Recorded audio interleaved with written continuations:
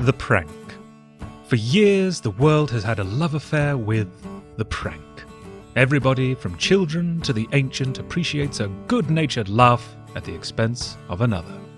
Wikipedia defines a prank as redirecting to practical joke, but we know them by many names. A trick, a jape, a hijink, a put-on. There have been countless pranks played in the history of human civilization, but how many of those could honestly be claimed to be great? Pranks so daring, so humorous, that they render all other pranks ever pulled about as funny as a rat relieving itself on the graves of our city fathers.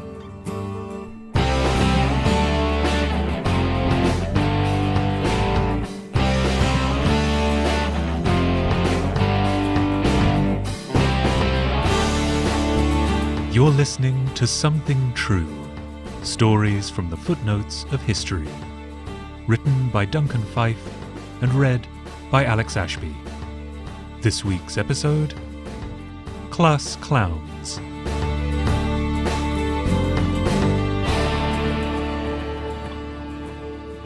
When you think of modern pranksters, one of the first names that comes to mind must surely be George Clooney, who loves to humiliate his fellow actors. On the set of Ocean's 11, for example, Clooney put a bucket of water over the doorway of his co-star Julia Roberts' hotel room, which accidentally soaked a hotel bellman instead, who had to laugh and say, "This is good, I like this." Clooney, however, is far from the only celebrity prankster. Nearly a century earlier, the author Virginia Woolf once teamed up with her brother Adrian to play a practical joke so outlandish it became headline news. Adrian Stephen was a student at Cambridge and, like his sister, belonged to the Bloomsbury Group, a highly influential literary society. Adrian loved to deceive others with a fervour Clooney could never hope to match. In the early 1900s, he pitched an extremely ambitious prank, taking control of a German army battalion and making them march across the border into France, sparking international outrage and delight. His idea was unfortunately shot down, presumably on the grounds that people would find it too funny. But in February 1910, Adrian, Virginia, and 4 of their Bloomsbury friends went ahead with something almost as good. A prank on the Royal Navy. The Navy's prize flagship, the HMS Dreadnought, was moored in Dorset, and the gang sent a telegraph informing them to expect an official visit from 6 princes of Abyssinia. And the Navy bought it. So Virginia and the rest got into costume, donning turbans, fake beards, and vast amounts of blackface. They were received upon the Dreadnought with royal honours and given a tour, in which they pointed at things spouting off gibberish like bunga bunga, barely able to contain themselves. When the story finally came out, the Royal Navy's face was as red as Virginia Woolf's was black. They demanded that Cambridge punish the pranksters, which they did, arranging for the boys to each receive a light spank with a cane upon their bare bottoms. Virginia managed to escape that fate, and would brag about the Dreadnought hoax for years, even publishing a book boasting of their great adventure. But, in the end, the joke was on her, as the book was a financial failure. Of course, Virginia Woolf did this before she was famous, when she was a much younger woman. Elaborate pranks are generally the domain of the young and immature, except for George Clooney, of course, who is in his late 70s. And in some colleges, pranking is almost an institution. Take, for example, the history of Harvard University's student magazine, the Harvard Lampoon. In 1933, the Lampoon's staff hatched a plan to steal the sacred cod, a huge wooden fish that still hangs in the chamber of the Massachusetts State House of Representatives. The Lampoon knew that their scholastic rivals, the blue-blooded snobs who ran Harvard's serious student magazine, the Harvard Crimson, would foil their plans if they had the chance. So the Lampoon played the very funny joke of abducting a Crimson editor. This was, of course, merely a distraction. While the Crimson staff was scared out of their minds searching the city for their missing friend, the Lampoon staffers booked it over to the Massachusetts State House and, wouldn't you know it, they got that cod, eventually returning it, if only to provide further opportunities to later steal it again. The feud between the Lampoon and the Crimson generated constant amusement on the Harvard campus. The Lampoon had a cod-like trophy of its own, a big copper ibis, which they displayed proudly. As you might imagine, this was an obvious target for the folks at the Crimson, and they stole it repeatedly. On the occasion of one such theft in 1941, the Lampoon retaliated in the classic Harvard Lampoon manner. They kidnapped 5 Crimson editors, bound and gagged them, beat them with copies of their own magazine, and held them hostage until the ibis was returned. That sort of thing went on all the time at Harvard. Theft, beatings, kidnapping, but all in good humour. The dean just had to laugh and say, "This is good. I enjoy that this is happening at my school." These were all good pranks, but not great. The story of the great prank begins in the 19th century on the island of Nantucket in the state of Massachusetts. The primary economy at that time was the whaling trade, and thousands of prospective sailors flocked to the island to try and get a berth on one of the many hunting vessels. That was a major commitment. Ships traditionally sailed for 2.5 years, the missions were hazardous, and sometimes returned completely empty-handed. These were grim and serious men, in a profession both physically demanding and often unrewarding. They had little opportunity to laugh, but they might have been in need of it more than anybody. Enter Thomas Chappell. In 1819, Chappell gained a spot on a ship called the Essex, his job being to head up a small whaleboat that would pursue whales once sighted. He was from England, and his shipmates on the Essex remembered him as being very wild and fond of fun at whatever expense it might be produced.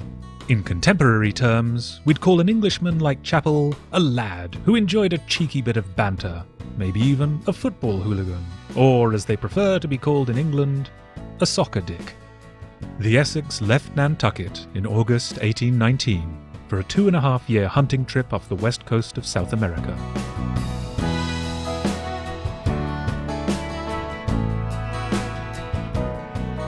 There are great romantic notions of whaling, of long voyages and the thrill of the chase, but the work was also very boring and extremely hard.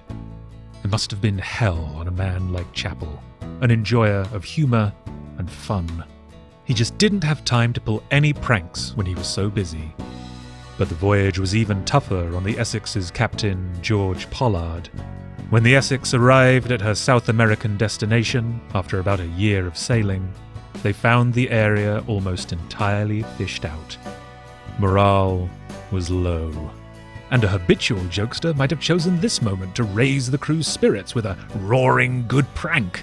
But Chappell was in a league of his own, and held off for now because he knew that the essence of any good joke was, of course, timing.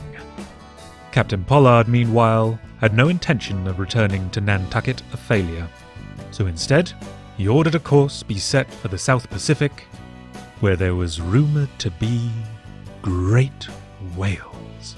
Just fantastic, great, big fucking whales. But since it would be a longer journey than they had planned for, the Essex would have to restock first. On October 22nd, 1820, the crew anchored at Charles Island in the Galapagos, and they spent the day in the hot sun rounding up hundreds of giant edible tortoises, strapping them to their backs, and carrying them to the ship. Some of the men were so desperate from thirst that they cut the tortoises' heads off and immediately drank the blood that spurted from their necks. It was a grisly sight. And it was here that Thomas Chappell decided the time had come for a practical joke. "Ooh, you know what'd be a laugh?" he said to himself. "If I went onto the island and just set it on fire." His sides sore from holding in the laughter, Chappell snuck away from the other sailors still out hunting. He got out a tinderbox he had smuggled ashore with him.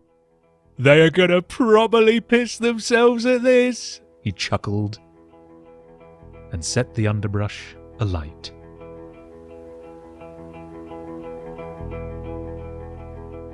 Looking back, we can probably say that Chapel only meant to start what pranksters call a mild fire.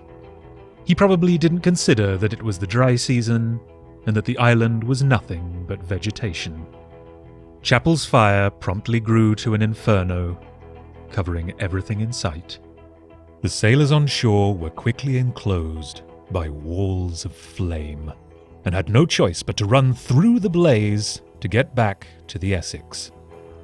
The Galapagos tortoises of Charles Island were not so lucky. In hours they became extinct, along with an entire population of birds.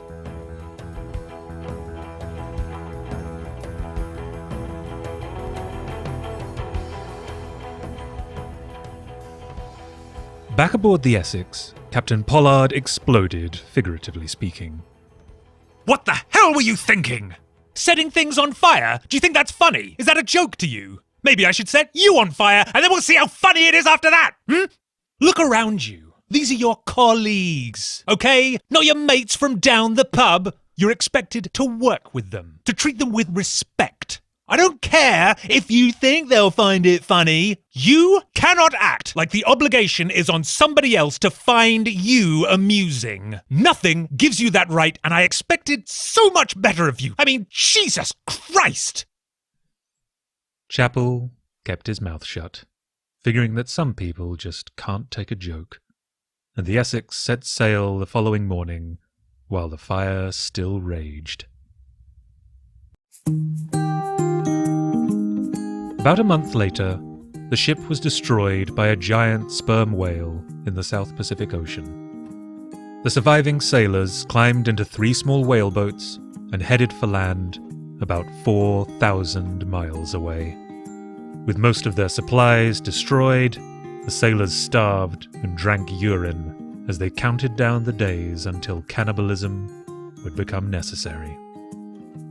When they found an uninhabited island, which they quickly ravaged for all its resources, Thomas Chapel decided he'd take his chances and remain behind with 2 other sailors while the rest of the Essex's crew sailed on. Exploring the island, Chapel found no more food, but did stumble upon 2 human skeletons lying entwined in a